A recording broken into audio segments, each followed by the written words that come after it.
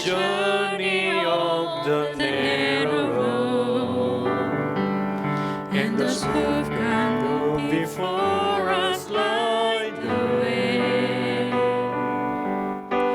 and cheering on the faithful, encouraging the weary, their lives as living testament to God's sustaining grace. Surrounded by so great a cloud of witnesses, let us run the race not only for the prize, but as those who've gone before us, let us lead to those behind us the heritage of faithfulness based on true godly love. Oh, may all who come behind us find us faithful. May the fire of our devotion light the way. May the footprints that we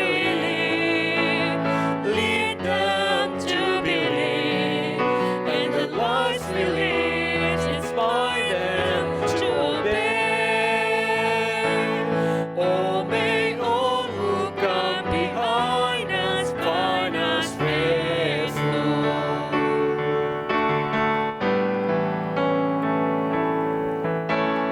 After all our hopes and dreams have come and gone, and our children share through all we live beyond, may the clues that they discover and the memories they uncover become the light that leads them to the road we each must find.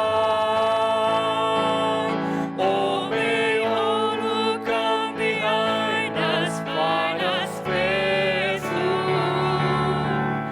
May the fire of our devotion light the way. May the footprints that we lead them to believe, and the lives we live inspire them to obey. Oh, may all who come behind us find us faithful.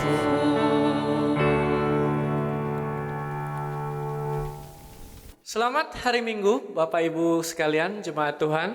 Kita akan memulai ibadah kita pada Minggu pagi hari ini. Sebelum kita masuk ke dalam ibadah kita, mari jemaat Tuhan, kita persiapkan hati dan pikiran kita. Kita mengambil waktu teduh sejenak.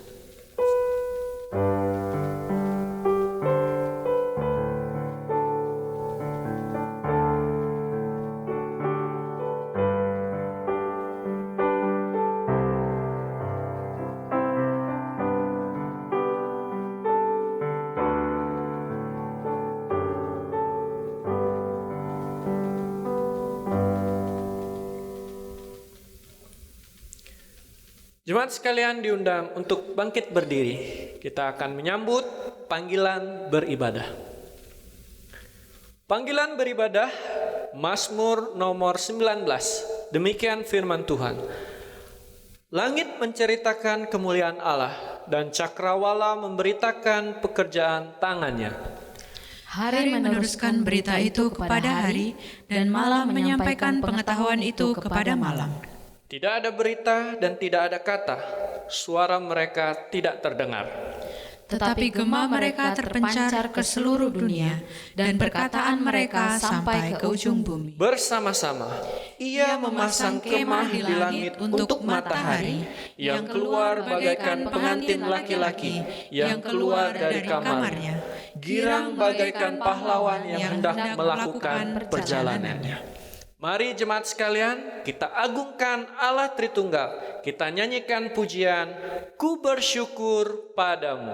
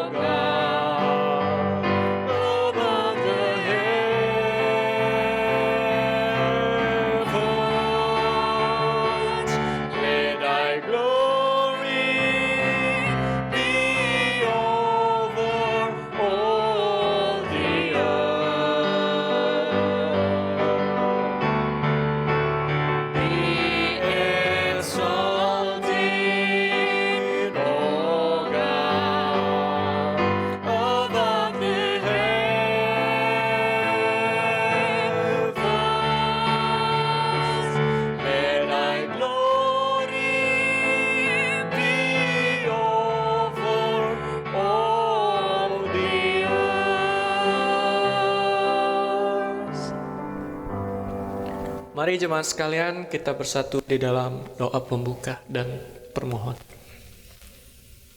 Segala kemuliaan, segala keagungan ya Tuhan, kami naikkan ke hadapan hadirat-Mu yang kudus. Kami bersyukur untuk setiap kasih dan pernyataan Tuhan yang masih nyata dalam kehidupan kami. Terima kasih Tuhan untuk pada minggu pagi hari ini, Engkau izinkan kami, para jemaat Tuhan, untuk dapat memuji dan memuliakan akan kebesaran nama-Mu.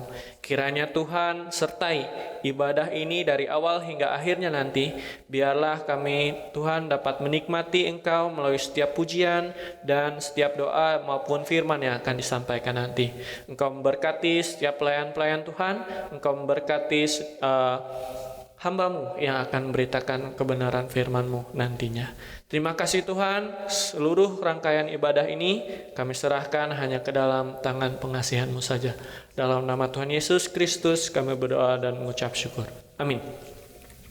Jemaat sekalian dipersilakan untuk duduk kembali. Kita akan membaca satu bagian firman Tuhan yang terambil dari Galatia 3 ayat 23 hingga ayat yang ke-28.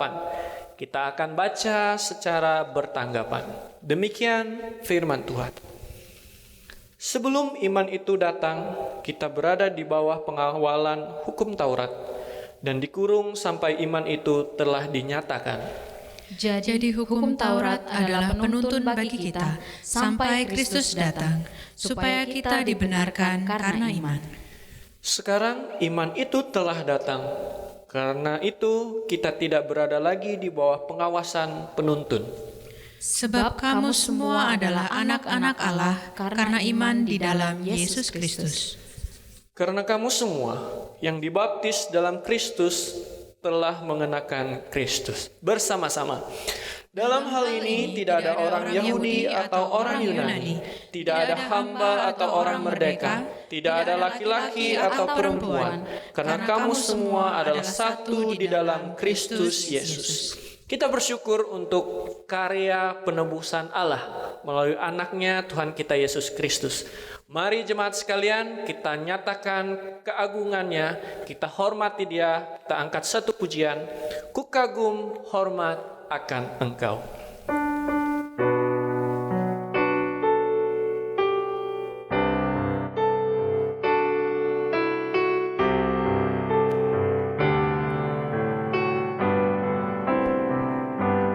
Kau sungguh indah tiada taranya, sungguh mengagumkan,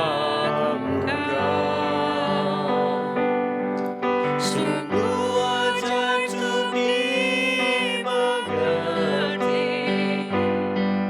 lebih dari semua yang ada. Hikmat-Mu tiada terselami, kasih-Mu dalam tak terduga.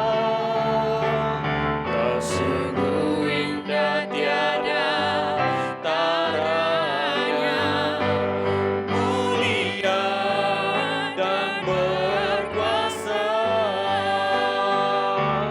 Ku kagum hormat akan Engkau, ku kagum hormat akan Engkau. Kau Allah yang layak dipuji, ku kagum akan Engkau. Ku kagum hormat akan Engkau, ku kagum hormat akan Engkau. Kau Allah yang layak dipuji, ku kagum akan Engkau.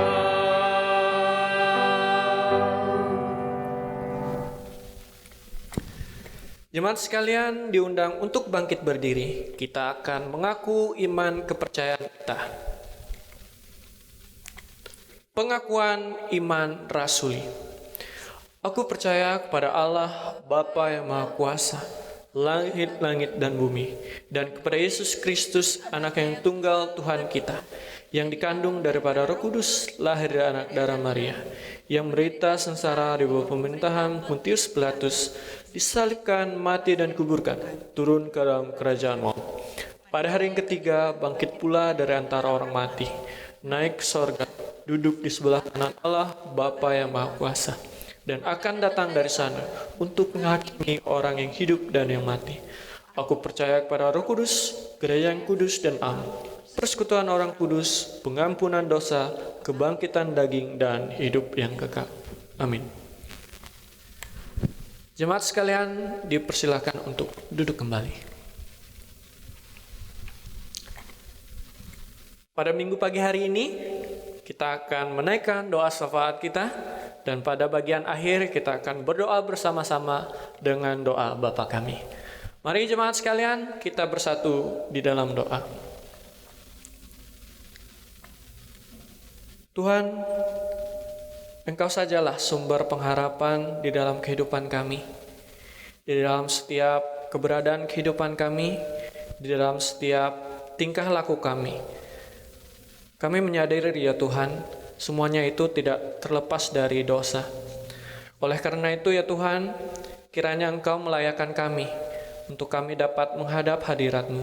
Kau layakkan setiap hati kami dan pikiran kami, ketika kami berkata-kata, ketika kami mengucapkan doa-doa kami. Biarlah itu semuanya Tuhan layakkan dan Tuhan terima di dalam hadirat-Mu. Dan biarlah Tuhan apa yang kami doakan kiranya sesuai dan seturut dengan kehendak Tuhan saja. Tuhan, pada minggu pagi hari ini kami ingin menaikkan doa syafaat kami. Kiranya Tuhan berkenan melaluinya. Pada minggu pagi hari ini ya Tuhan, kami berdoa untuk gereja yang masih sampai saat ini kami melihat kebenaran firman Tuhan masih diberitakan. Kami masih bisa mendengarkan ya Tuhan setiap firman yang disampaikan oleh hamba-Mu. Kami bersyukur ya Tuhan untuk firman-Mu yang kami masih bisa dengar. Kami bersyukur untuk setiap gereja-gereja yang masih dengan setia ya Tuhan untuk memberitakan kebenaran firman-Mu. Engkau berkati ya Tuhan gereja-gereja yang ada di Indonesia, terkhusus juga Christ Chapel Palembang, Christ Chapel Manado, Christ Chapel Kupang, dan Karawaci ya Tuhan, di mana melalui wadah gereja ini kami dapat bertumbuh ya Tuhan. Kami bertumbuh melalui setiap pelayanan, melalui setiap ibadah yang diselenggarakan, maupun juga firman yang terus didengungkan. Kami dapat mendengarkan setiap firman yang berasal daripada Engkau melalui setiap hamba-Mu yang senantiasa dan sampai saat ini Tuhan masih pelihara. Kami bersyukur untuk itu semua ya Tuhan. Tuhan, pada minggu pagi hari ini kami juga berdoa untuk bangsa dan negara kami Indonesia. Kami melihat ya Tuhan penyertaan Tuhan di dalam negara kami ini. Kami bersyukur ya Tuhan untuk pemerintah yang Tuhan sudah tentukan untuk memimpin negara ini. Kami berdoa untuk Pak Presiden dan Wakil Presiden dan setiap menteri dan jajarannya. Kami berdoa untuk gubernur, bupati, dan setiap lembaga-lembaga terkait dalam pemerintahan ini.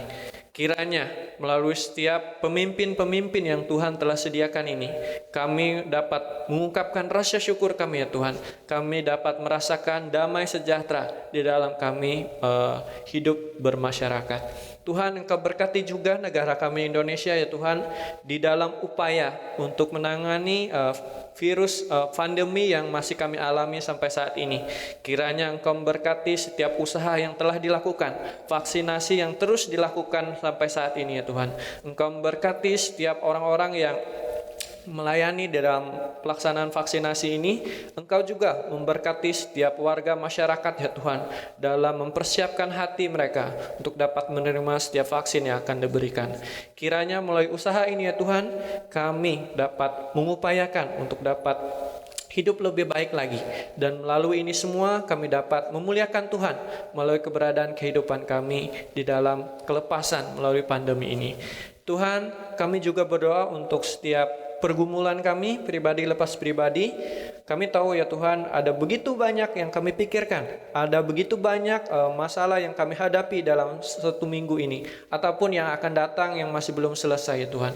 Kami serahkan itu semuanya ke dalam tangan pengasihan-Mu. Engkau yang mengetahui setiap pergumulan kami, pribadi lepas pribadi. Dan juga kami juga bersukacita ya Tuhan, untuk hati yang bersukacita dalam menjalani kehidupan hari lepas hari.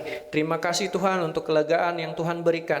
Biarlah melalui kelegaan ini kami semakin mempermuliakan Tuhan di dalam kehidupan kami hari lepas hari.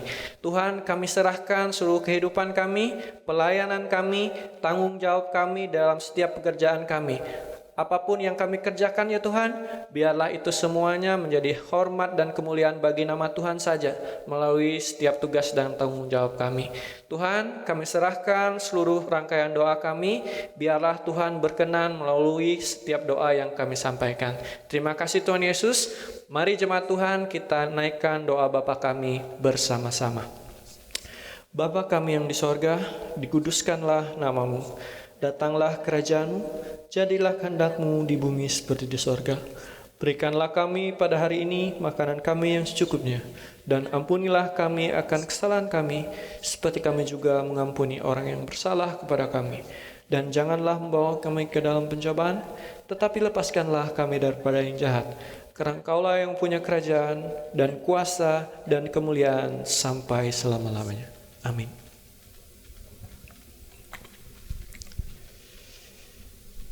Dalam kesempatan ibadah pada minggu pagi hari ini, kita akan memberikan perpuluhan dan persembahan syukur kita. Mari jemaat Tuhan, kita persiapkan hati kita untuk memberikan persembahan dan perpuluhan kita. Nas yang menjadi perenungan untuk kita memberikan persembahan dan perpuluhan pada minggu pagi hari ini terambil dari Mazmur nomor 4 ayat yang kelima. Demikian firman Tuhan. Persembahkanlah korban yang benar dan percayalah kepada Tuhan. Mari jemaat Tuhan, kita akan berikan persembahan kita dengan menyanyikan pujian He Lives.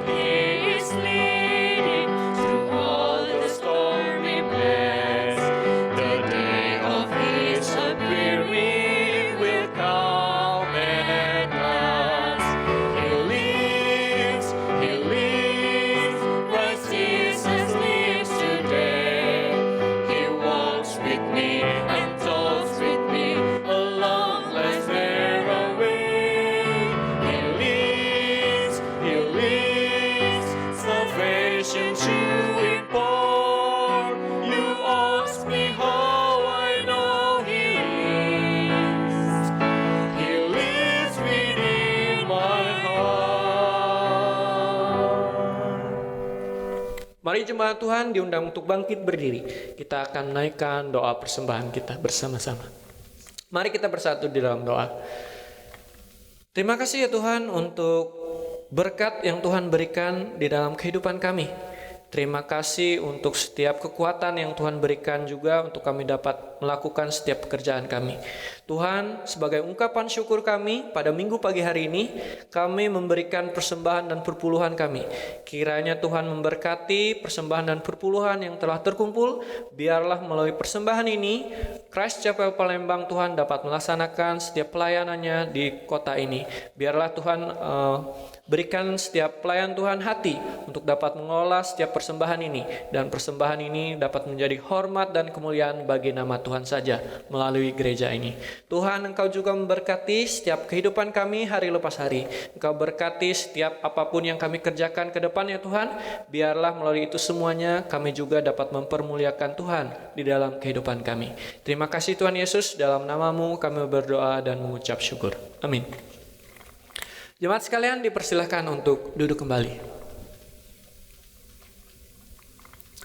Tibalah saatnya kita akan mendengarkan kebenaran firman Tuhan yang akan disampaikan oleh hambanya. Mari jemaat Tuhan sekalian, kita persiapkan hati dan pikiran kita. Kita akan menyambut firman Tuhan. Ya Tuhan, tiap jam.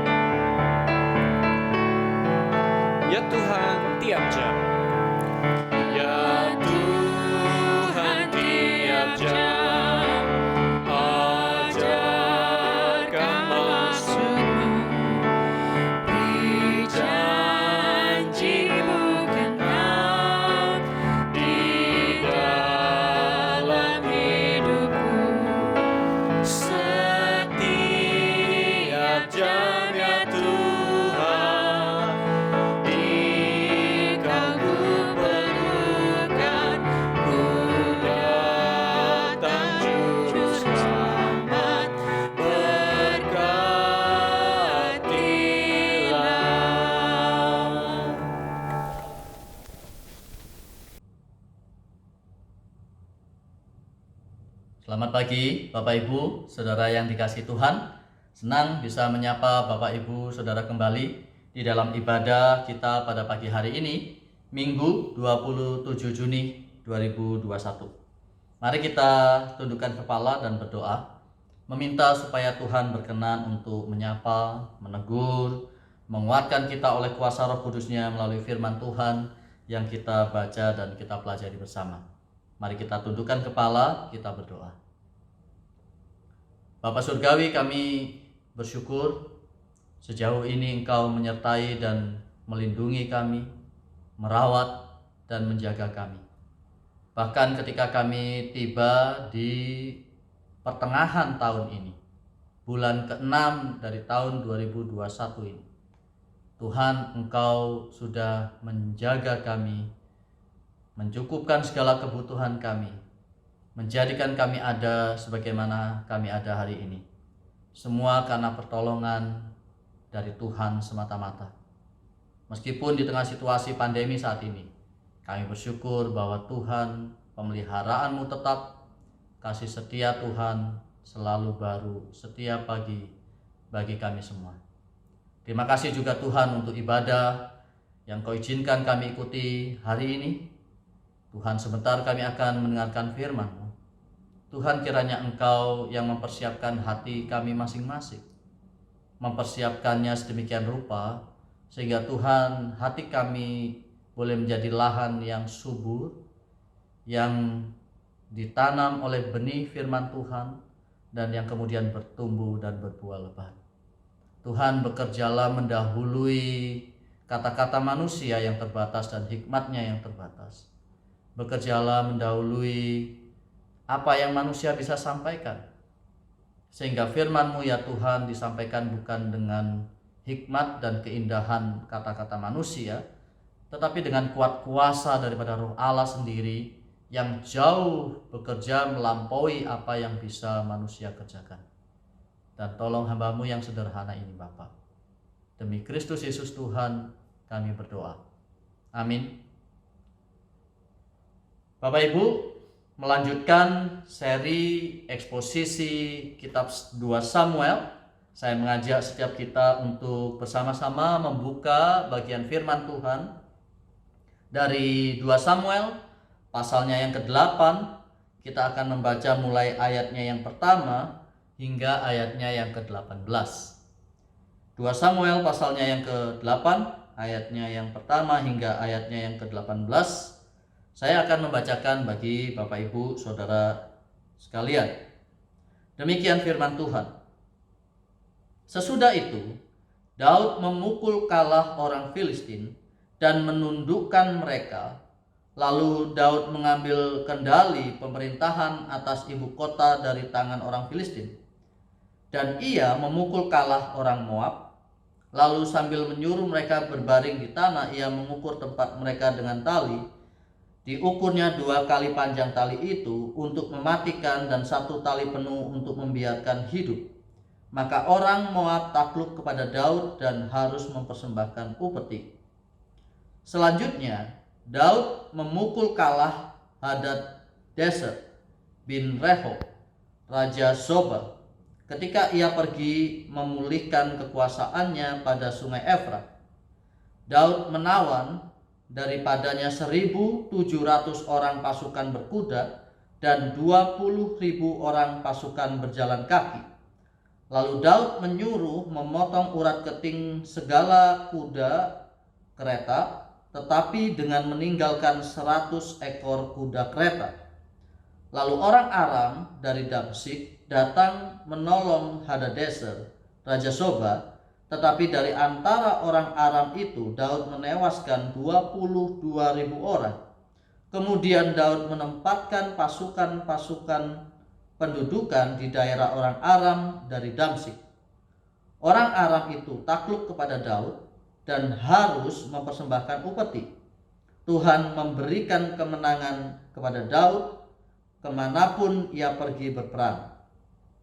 Sesudah itu, Daud mengangkut perisai-perisai emas yang dipakai oleh anak buah Hadadezer, lalu membawanya ke Yerusalem. Dan dari Betah dan dari Berotai, yaitu kota-kotanya Hadadezer, Raja Daud mengangkut amat banyak tembaga. Ketika didengar Tou, Raja Hamat, bahwa Daud telah memukul kalah seluruh tentara Hadadezer, maka Tou mengutus Yoram anaknya kepada Raja Daud untuk menyampaikan salam dan mengucapkan selamat kepadanya, karena ia telah berperang melawan Hadadezer dan memukul dia kalah. Sebab Hadadezer sering memerangi Tou, dan Yoram membawa barang-barang perak, emas, dan tembaga. Juga barang-barang ini dikhususkan Raja Daud bagi Tuhan, bersama-sama perak dan emas yang berasal dari segala bangsa yang ditaklukkannya, yakni perak dan emas dari orang Aram, dari orang Moab, dari Bani Amon, dari orang Filistin, dari orang Amalek, dan dari jarahan yang dirampas dari Hadadezer bin Rehob, Raja Zoba. Demikianlah Daud mendapat nama, dan ketika ia pulang, ia menewaskan 18.000 orang Edom di lembah Asin. Lalu ia menempatkan pasukan-pasukan pendudukan di Edom. Di seluruh Edom ditempatkannya pasukan-pasukan pendudukan, sehingga seluruh Edom diperbudak oleh Daud. Tuhan memberi kemenangan kepada Daud kemanapun ia pergi berperang. Demikianlah Daud telah memerintah atas seluruh Israel dan menegakkan keadilan dan kebenaran bagi seluruh bangsanya. Yoab anak Seruya menjadi panglima, Yosafat bin Ahilud menjadi bendahara negara, Zadok bin Ahitub dan Ahimelek bin Abiatar menjadi imam, Seraya menjadi panitera negara, Benaya bin Yoyada menjadi panglima orang Kreti dan orang Pleti, dan anak-anak Daud menjadi imam. Demikian jauh pembacaan firman Tuhan. Berbahagialah setiap kita yang bukan saja menjadi pembaca, pendengar, tetapi juga sekaligus menjadi pelaku-pelaku dari firman Tuhan. Bapak Ibu Saudara yang dikasihi Tuhan, anak kami yang pertama, Asra, usianya 8 tahun, sekarang sedang menjajaki sebuah hobi yang baru. Hobi yang baru itu adalah catur. Ya, catur.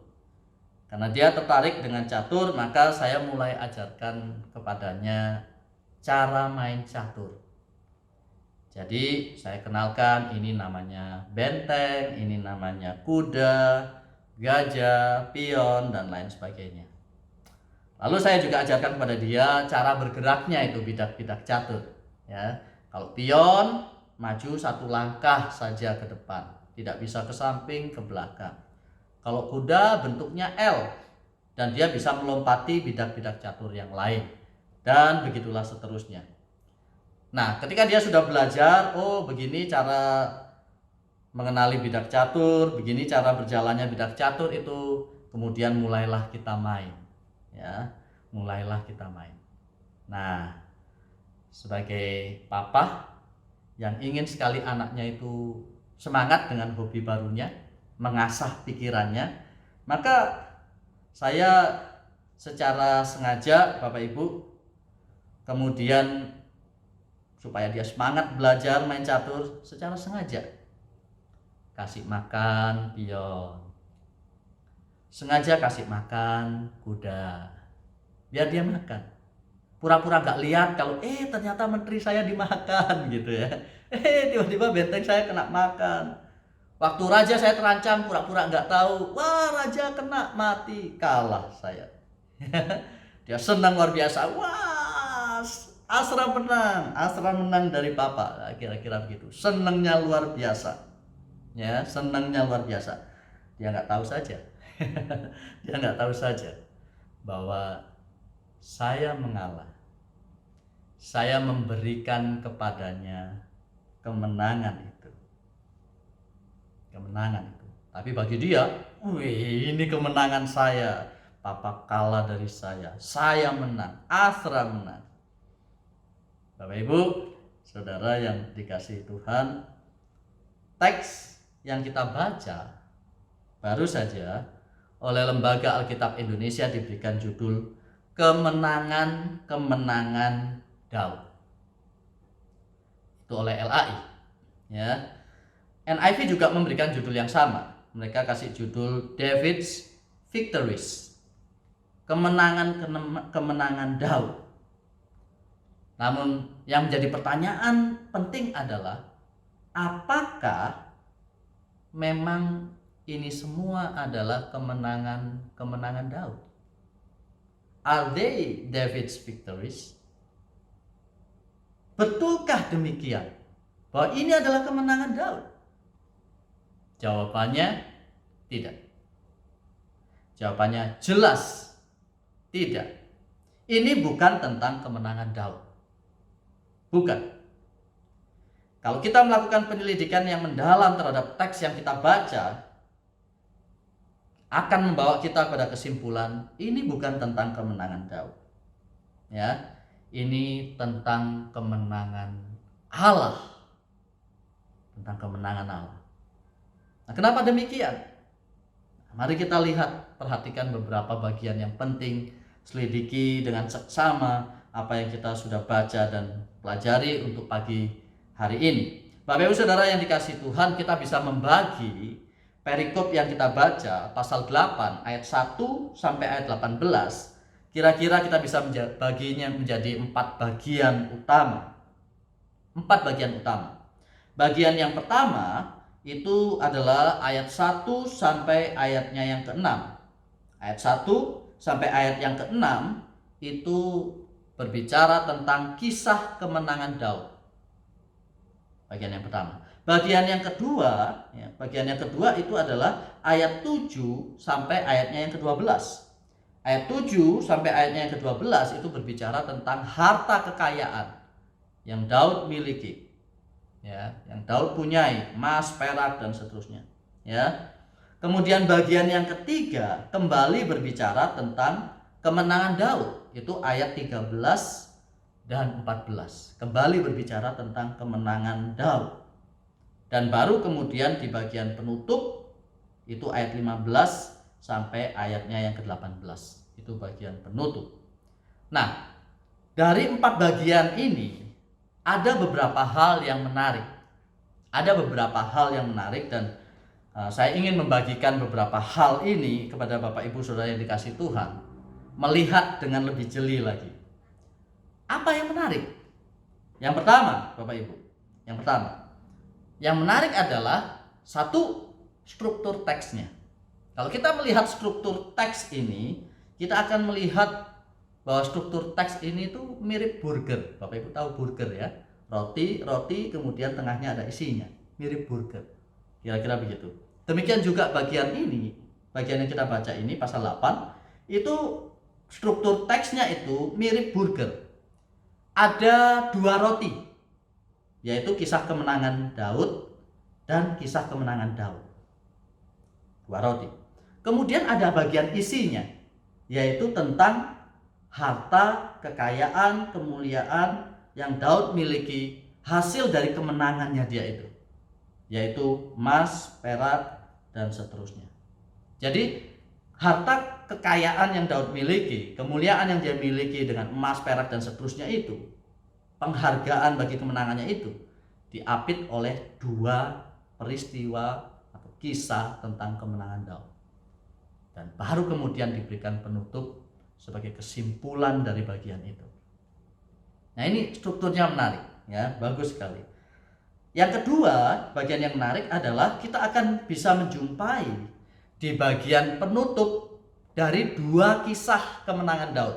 Kisah kemenangan Daud tadi ada di ayat 1 sampai ayat 6, kemudian ayat 7 sampai ayat 12. Nah, di dalam 2 kisah kemenangan Daud ini ditutup oleh apa yang biasa penafsir sebut sebagai Yahweh Save Formula. Yahweh Save Formula ditutup dengan kalimat yang sama persis, menutup rangkaian kisah tentang kemenangan Daud, 2 kemenangan Daud. Coba perhatikan ya, ayat 6 misalnya. Ayat 6 bagian terakhir ya, saya bacakan. Di situ disebutkan Tuhan memberi kemenangan kepada Daud kemanapun ia pergi berperang. Nah, ini Yahweh Save Formula. Ayat 6. Ini kisah pertama kemenangan Daud ditutup dengan Yahweh Save Formula, bahwa yang memberikan kemenangan itu sebetulnya adalah Allah, Tuhan, Yahweh. Ya. Lantas sama juga demikian dengan kisah kemenangan yang kedua yang dicatat. Perhatikan ayatnya yang ke-14. Ayat yang ke-14 bagian akhir. Sama persis. Dikatakan Tuhan memberi kemenangan kepada Daud kemanapun ia pergi berperang. Jadi 2 kisah kemenangan Daud ditutup dengan Yahweh Save Formula. Sama persis kalimatnya. Untuk menyatakan apa? Untuk menjelaskan apa? untuk menjelaskan satu hal yang pasti dan tidak salah, bahwa ini bukan tentang kemenangan Daud. Ini bukan tentang kemenangan Daud. Ini kemenangan dari Dia yang memberikan kemenangan. Siapa itu? Yahweh, Tuhan, Allah perjanjian dengan umatnya. Dialah yang memberikan kemenangan. Dialah sang pemenang sejati itu sendiri. Karena kemenangan itu diberikan kepada Daud. Dan kalau kita memperhatikan Bapak Ibu Saudara yang dikasihi Tuhan, wilayah-wilayah yang tadi kita baca, cakupan luasan wilayah yang tadi kita baca, sesungguhnya semua wilayah itu, Bapak Ibu Saudara yang dikasihi Tuhan, cakupan wilayahnya itu adalah cakupan wilayah yang memang dari awal, tolong garis bawahi, dari awal Tuhan sudah janjikan kepada Abraham. Abraham, bapak leluhur Israel. Jauh sebelum Israel ada, Tuhan sudah menjanjikan kepada Abraham satu wilayah yang cakupannya itu adalah cakupan wilayah yang kepadanya Tuhan memberikan kemenangan kepada Daud. Mari kita lihat bersama-sama, perhatikan satu bagian Alkitab dari kitab Kejadian untuk melihat apa yang Tuhan janjikan kepada Abraham. Kejadian pasalnya yang ke-15, ayatnya yang ke-18. Kitab Kejadian pasalnya yang ke-15, ayatnya yang ke-18. Saya akan membacakan bagi Bapak Ibu Saudara yang dikasihi Tuhan. Di situ dikatakan, pada hari itulah Tuhan Yahweh mengadakan perjanjian dengan Abram serta berfirman, kepada keturunan mula kuberikan negeri ini, mulai dari sungai Mesir sampai ke sungai yang besar itu, sungai Efrat. Dan kalau kita melihat cakupan wilayah yang kemudian Daud kalahkan, kita akan melihat cakupannya itu adalah cakupan yang sama, yakni sungai di Mesir, sungai Efrat, dari selatan sampai utara. Itulah yang Tuhan janjikan jauh bahkan sebelum Israel ada, jauh bahkan sebelum lahir itu orang yang namanya Daud. Jadi ini berbicara tentang apa? Ini berbicara tentang kemenangan Allah yang mewujud nyatakan janjinya kepada Abram, kepada Ishak, kepada Yakub, kepada umatnya Israel melalui Daud. Jadi ini bukan kemenangan Daud. Ini kemenangan Allah yang mewujud nyatakan apa yang dijanjikan kepada umatnya. Bapak Ibu Saudara yang dikasihi Tuhan, Allah sedang mendirikan rumah bagi Daud. Bukan Daud yang mendirikan rumah bagi Allah, tetapi Allah, Tuhan, yang mendirikan rumah bagi Daud. Bukan rumah dalam pengertian gedung ya Bapak Ibu. Lihat lagi khotbahnya Pendeta Yohanes Halim ya, 2 minggu yang lalu. Kita akan melihat apa itu rumah. Kalau lupa, cek lagi ya, lihat lagi. Sudah dijelaskan dengan sangat baik oleh Pak Yu. Tuhan yang mendirikan rumah, dan Tuhan yang menepati janjinya kepada umatnya. Janji yang nyata dan yang Tuhan wujud nyatakan dan yang jelas sekali dipahami oleh Daud di dalam doanya. Minggu lalu Pak Hen sudah menjelaskan bagi kita di dalam khotbahnya dengan sangat baik bagaimana Daud sangat menghayati siapa Tuhan yang memegang teguh janjinya, dan Tuhan yang pasti akan mewujud nyatakan janjinya kepada umatnya. Ini adalah bagian yang luar biasa kita harus pahami tentang teks ini. Bahwa ini bukan tentang siapa Daud, juga bukan tentang kemenangan Daud. Ini tentang Allah yang memberikan kemenangan pada Daud, dan Allah yang mewujudkan janjinya membangun rumah bagi Daud. Bapak Ibu, saudara yang dikasihi Tuhan, inilah bagian yang kedua yang menarik dalam teks ini. Ya. Bagian yang ketiga yang menarik dari teks ini adalah ketika kita melihat bagian isi burgernya. Ya, bagian isi burgernya. Bagian yang ada di antara kemenangan Daud dan kemenangan Daud, di tengah-tengahnya. Nah, ini bagian isi burgernya. Bagian yang di tengah kisah kemenangan Daud. Apa itu? Harta, kekayaan, kemuliaan yang didapatkan dari kemenangan. Ya. Ada emas, ada perak, ada tembaga. Semua persembahan yang diberikan kepada Daud hasil dari kemenangan. Kemenangan yang dia dapatkan. Namun perhatikan Bapak Ibu saudara yang dikasihi Tuhan, perhatikan dengan seksama bahwa Alkitab mencatat harta kekayaan dan kemuliaan yang didapatkan Daud dari kemenangan yang diberikan kepadanya itu. Apa yang dilakukan oleh Daud? Daud mengkhususkannya bagi Tuhan. Ya, perhatikan ya. Daud mengkhususkannya bagi Tuhan. Ayat 11. Juga barang-barang ini dikhususkan Raja Daud bagi Tuhan, bersama-sama perak dan emas yang berasal dari segala bangsa yang ditaklukkannya, yakni perak dan emas dari orang Aram, dari orang Moab, dari Bani Amon, dari orang Filistin, dari orang Amalek, dari jarahan yang dirampas dari Hadadezer bin Rehob, Raja Soba. Jadi semua kekayaan yang dia punya, kemuliaan yang dia punya, berupa emas, perak, dan seterusnya itu, Daud khususkan bagi Tuhan. Kenapa dia khususkan bagi Tuhan? Itu pertanyaannya. Mengapa Daud mengkhususkan kekayaan, hormat, dan kemuliaan karena kemenangan itu bagi Tuhan? Ya, karena dia tahu siapa sesungguhnya yang memberikan kemenangan. Karena Tuhanlah pemenang yang sejati. Tuhanlah yang memberikan kemenangan itu. Maka segala bentuk penghormatan, segala bentuk kemuliaan, kekayaan harus dikembalikan kepada Tuhan.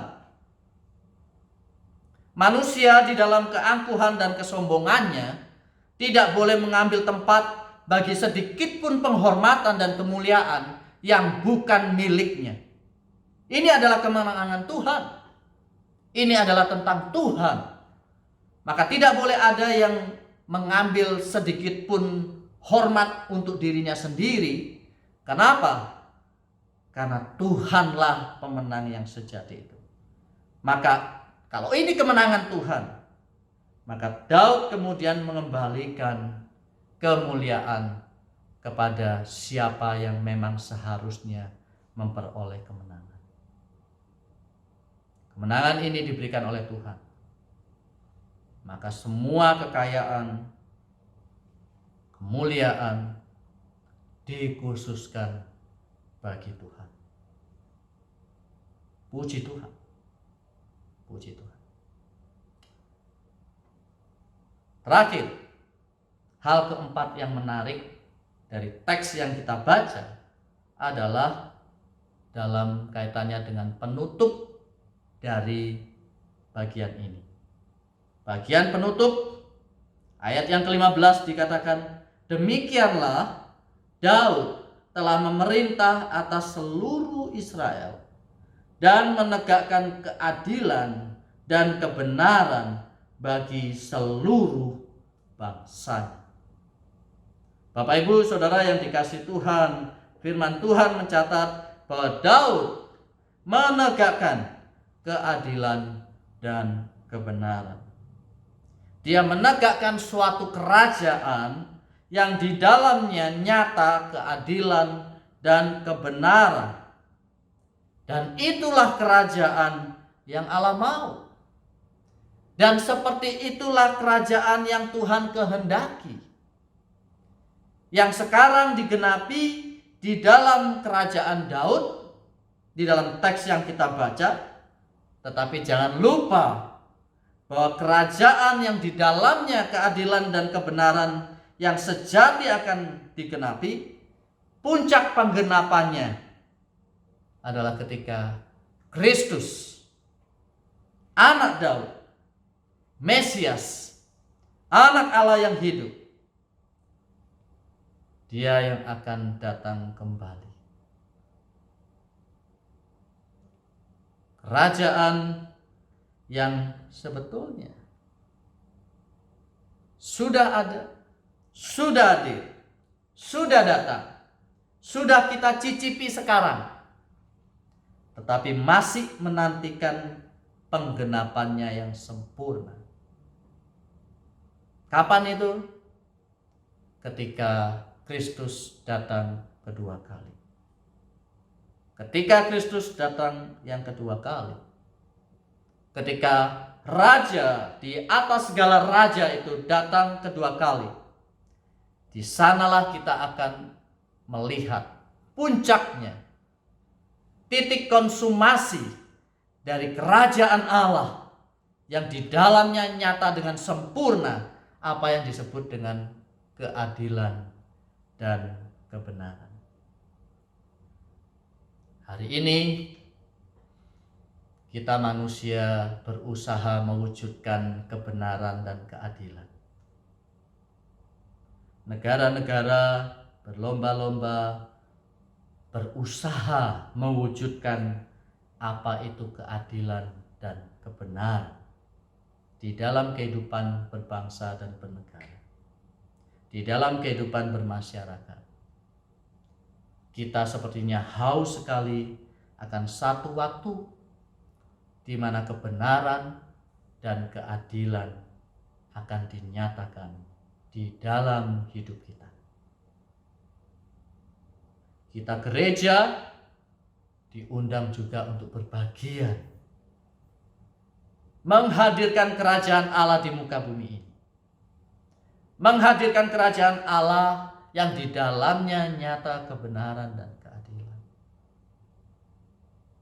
Kita sedang di dalam perjalanan untuk menghadirkan kerajaan Allah di muka bumi ini, di dalam anugerah Tuhan bagi kita. Tetapi jangan lupa, di waktu yang sama, di momen yang sama, kita sedang menanti-nantikan ketika Kristus Raja di atas segala raja itu memerintah atas dunia ini. Maka disitulah dinyatakan keadilan dan kebenaran yang tegak dari kerajaan Allah yang sempurna itu. Itulah penutupnya. Itulah kesimpulan akhirnya. Bahwa kemenangan itu bukan tentang pride individunya Daud. Kemenangan perang itu bukan tentang achievement dan kehebatan Daud. Kemenangan itu harus punya satu tujuan akhir yang penting, yakni bahwa kerajaan yang Allah mau didirikan sebagaimana apa yang Allah kehendaki, yaitu kerajaan yang di dalamnya nyata kebenaran dan keadilan. Bapak Ibu, saudara yang dikasihi Tuhan, inilah bagian yang indah luar biasa yang Tuhan nyatakan bagi kita di dalam firman-Nya. Saya kembali ke cerita saya yang pertama, Bapak Ibu. Kisah tentang anak kami yang sedang lagi hobi catur. Ya. Jadi karena Asra usia 8 tahun, anak kami yang pertama mulai eksplor tentang catur. Adiknya Arsen usia 2 tahun lebih muda itu ikut-ikutan, Bapak Ibu ya, ikut-ikutan pengen tahu gimana sih cara main catur, gimana sih geraknya dan seterusnya. Maka kakaknya ajarin. Kakaknya ajarin, terus saya lihat mereka main. Beberapa kali saya lihat mereka main. Nah, satu kali ketika saya lihat Asra dan Arsen itu main catur, terus kemudian saya dengar Asra itu kemudian mengeluh ke adiknya. Dia ngomong gini, "Gak mau lagi lah main catur sama Arsen, karena Arsen selalu minta supaya Asra kasih bidak catur Asra untuk Arsen makan. Suruh kasih menterinya Asra supaya Arsen makan, suruh kasih kudanya Asra supaya Arsen makan. Ujung-ujungnya Asra kalah terus sama Arsen, gak maulah main sama Arsen." Gitu. Mainnya begitu katanya. Jadi ini yang saya jumpai dan saya lihat, rupanya anak saya yang pertama ini tidak mau bahwa dia kalah. Dia tidak mau adiknya menang. Dia nggak sadar bahwa kemenangan yang dia dapatkan dari saya itu adalah kemenangan yang diberikan. Itu bukan tentang kemenangannya, itu kemenangan yang saya berikan untuk dia. Dia tidak tahu itu. Nah, sekarang gilirannya adiknya mau menang, dia tidak rela. Dia tidak rela memberikan kemenangan itu untuk adiknya. Bapak Ibu, Saudara yang dikasihi Tuhan, di dalam sejarah manusia seringkali kita berpikir ini tentang kemenangan saya.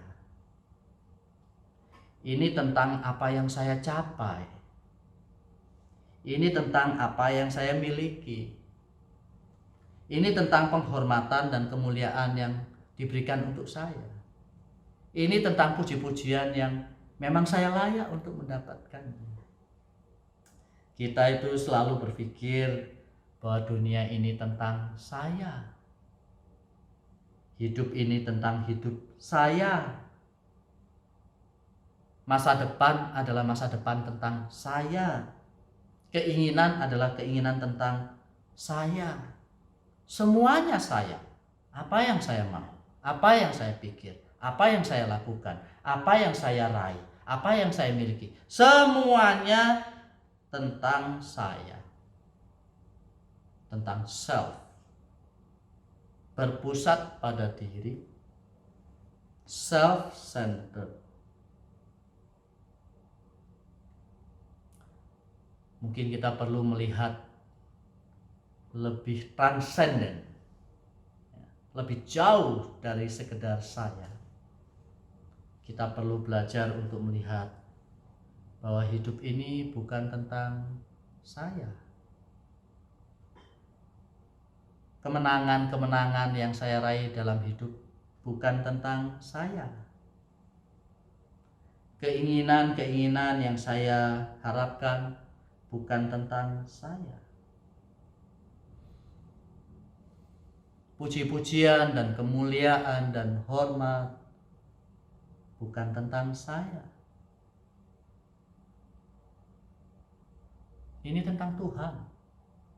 Tuhan yang berikan kemenangan. Tuhan yang arahkan langkah kaki kita. Tuhan yang tuntun dan topang kita. Tuhan yang berikan. Itu semata-mata tentang Tuhan dan anugerahnya. Jangan ambil penghormatan yang bukan punya kita. Jangan ambil puji-pujian yang bukan haknya kita. Mari kita menjalani kehidupan ini dengan melihat sesungguh-sungguhnya, seterang-terangnya. Dan meminta belas kasihan Tuhan untuk belajar meletakkan pusat hidup kepada Dia yang memang seharusnya ada di sana. Pusatnya bukan saya, tetapi Tuhan. Belajar untuk mengingatkan diri kita sendiri, ini bukan tentang saya.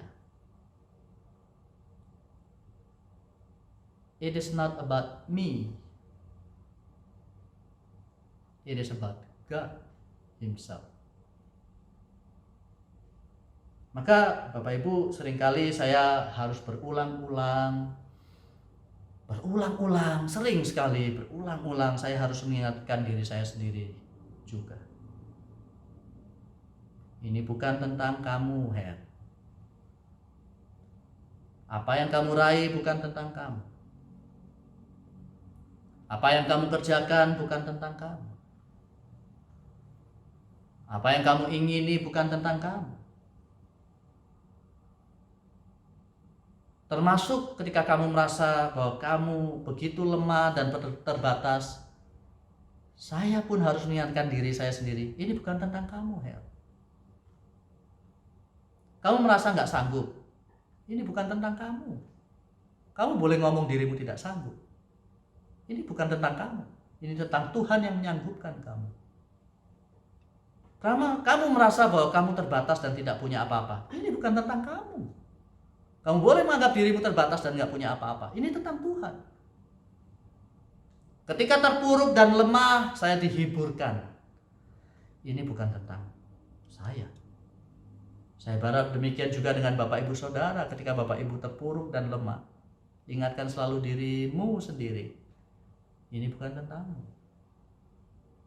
Pun sebaliknya demikian ketika kita mulai menyombongkan diri, bangga dengan semua pencapaian dan raihan hidup kita, menganggap bahwa seolah-olah tanpa kita pelayanan gak jalan, semua pekerjaan terbengkalai, maka kita harus sekali lagi ingatkan diri kita, itu bukan tentangmu, itu bukan tentang saya, ini tentang Tuhan.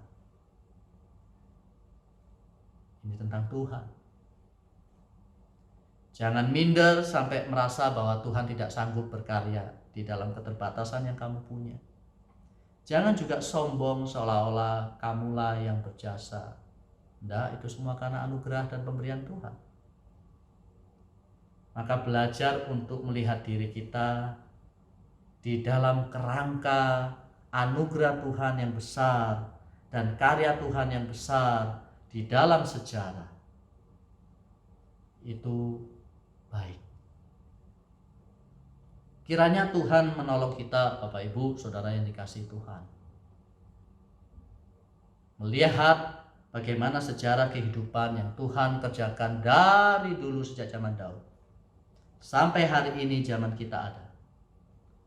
Melihat bagaimana Tuhan berkarya. Tuhan tidak pernah abai. Tuhan selalu sertai. Dan Tuhan wujud nyatakan janjinya.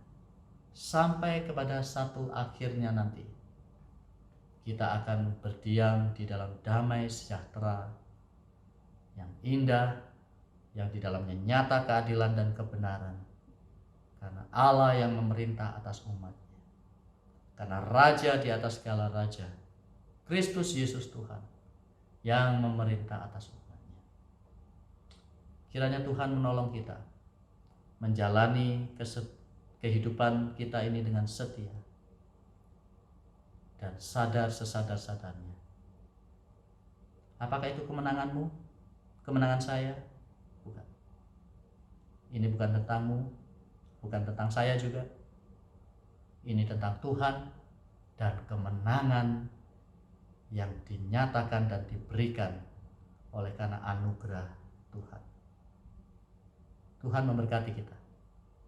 Mari tundukkan kepala, kita berdoa. Bapa Surgawi, kiranya Engkau berkenan berbelas kasihan dan menolong kami. Ketika kami merasa bahwa hidup ini seolah-olah tentang kami sendiri. Kami melupakan bahwa hidup ini adalah tentang Tuhan. Engkau yang berkarya di dalam sejarah, mewujud nyatakan janjimu di dalam sejarah, dan Engkaulah Allah yang layak untuk menerima pujian dan hormat dan kemuliaan. Kami hamba-Mu yang tidak boleh sedikit pun mengambil tempat penghormatan bagi dirinya sendiri di dalam kesombongan dan keberdosaan kami. Tuhan, tolonglah kami. Bapa, hamba selesai berbicara. Kiranya Tuhan Engkau melalui karya Roh Kudus Allah yang mengerjakan selebihnya. Kata-kata manusia boleh terhenti, tetapi kuat kuasa daripada Roh Allah yang bekerja jauh melampaui apa yang bisa disampaikan oleh manusia, bekerja sedemikian rupa untuk mengerjakan di dalam hati kami satu firman yang boleh dihayati dan dikerjakan setiap hari di dalam kehidupan. Mengembalikan segala pujian dan hormat dan kemuliaan bagi nama Tuhan. Demi Kristus Yesus Tuhan, kami berdoa. Amin.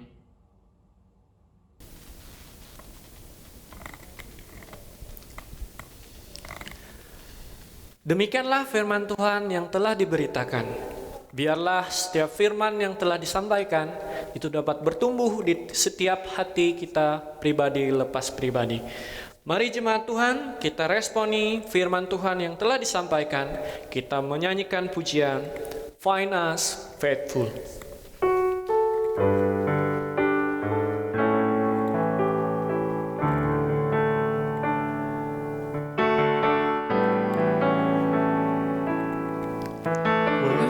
On the journey of the narrow road, and those who've gone before us light the way, and cheering on the faithful, encouraging the weary, their lives as living testament to God's sustaining grace. Surrounded by so great a cloud of witnesses, let us run the race not only for the prize, but as those who've gone before us, let us lead to those behind us the heritage of faithfulness based on true godly love. Oh, may all who come behind us find us faithful. May the fire of our devotion light the way. May the footprints that we lead them to believe, and the lives we live inspire them to obey. Oh, may all who come behind us find us faithful.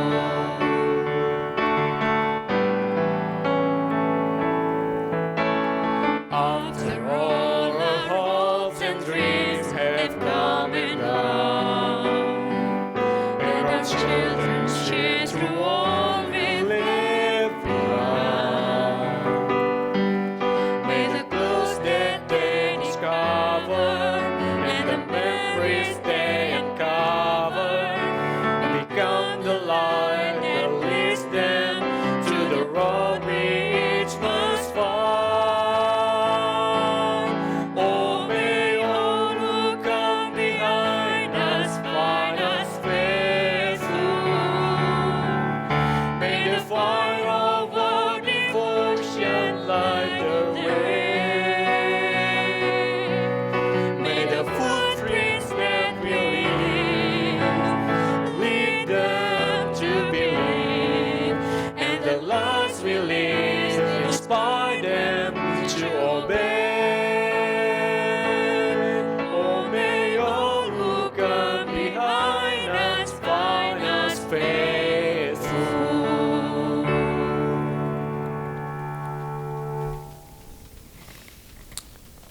Mari jemaat Tuhan diundang untuk bangkit berdiri.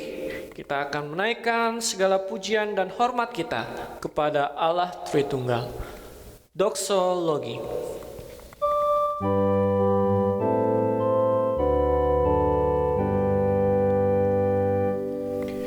Praise God from whom all blessings flow. Praise Him, all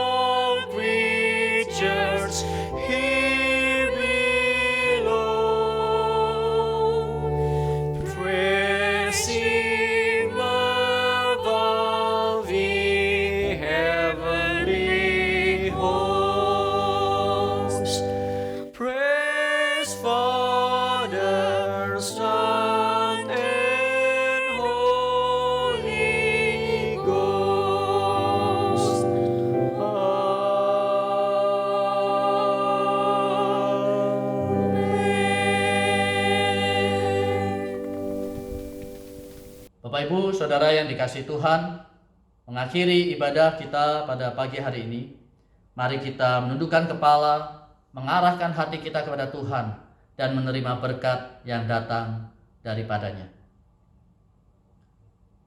Kiranya kasih Allah Bapa di dalam karunia-Nya yang besar melalui putranya yang tunggal, Tuhan kita Yesus Kristus, penyertaan, penghiburan dan pertolongan daripada Allah Roh Kudus boleh menyertai kita sekalian di dalam satu kehidupan yang memandang kepada Tuhan sekarang sampai selama-lamanya.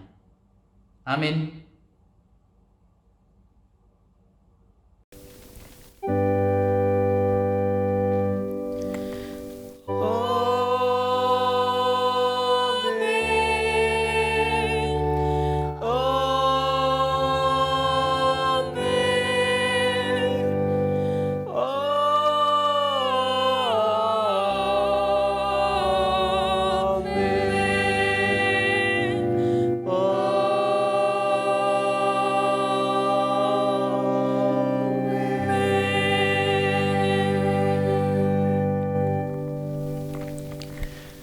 Jemaat dipersilakan untuk duduk kembali dan mengambil waktu teduh.